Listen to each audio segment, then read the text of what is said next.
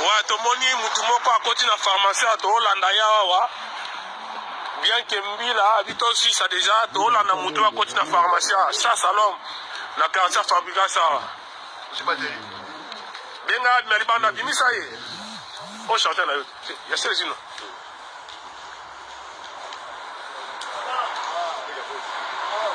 Nani?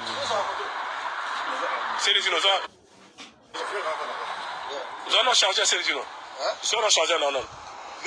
C'est ton rôle de fabriquer ça. Toya parce que toya bayoki tozoya babwaki biloko bango nyonso bakimi biloko na bango bayamadi banomona bango tu yango oyo voilà tala biloko oyo estce botala blouson oyo ayamadi babwaki bayoki tozoya toza na liste ya oyo biloko nyonso bakimi voilà. Donc, il y a un mado à Néolata. Il y a un mado à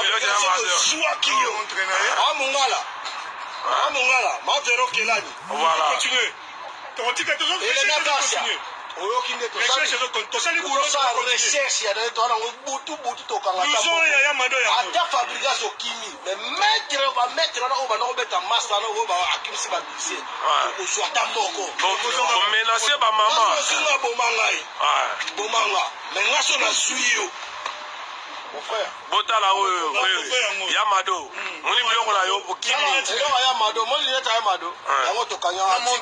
mbangu bakimi bango nyonso ta yango oyo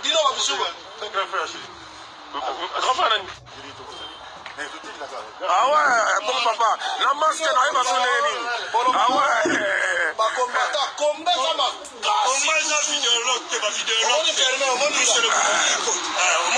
La ministre, va travailler négociation partout. J'appelle tous les mecs et les mecs d'ici. Donc nous sommes des combattants jusqu'à la libération de notre pays. C'est ça la résistance.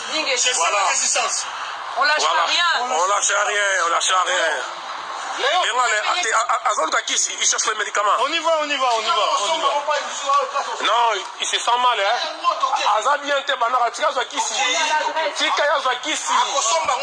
Non, tout à l'heure, à Senga-Kissi, pour ne pas voisin. Non, il est malade. Léon est malade, il m'a dit Voilà. Ingeka, tous allés à toujours. Et on va le chercher. Nous habitons ici. 100 personnes, Dino va mettre Bozad. On va mettre si tu veux mettre là, c'est qui Maurice. Ah, ma connerie.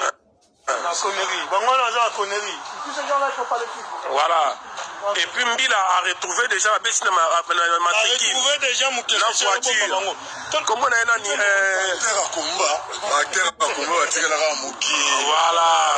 voilà. La balabala. Sonde bana bilaka. Boyebina no bisode. Sakina boki bilamba.